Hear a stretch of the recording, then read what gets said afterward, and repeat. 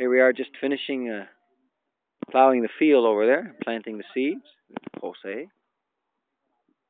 Darlo, and the two young bulls, their first day with a yoke attached to their crowns, to their... Ah.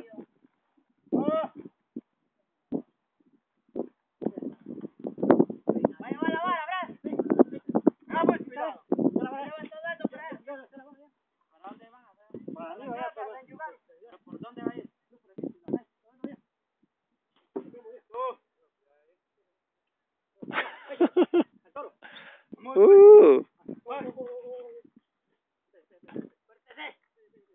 Their first day, that's their first day in a yoke.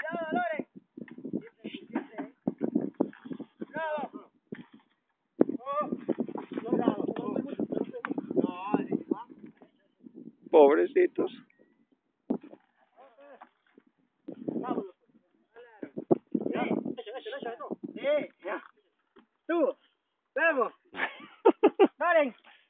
Hasta luego.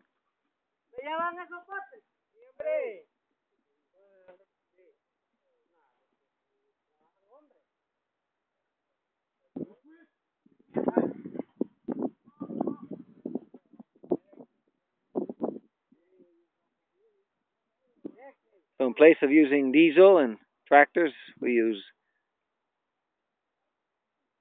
oxen that eat the grass, eat the gas.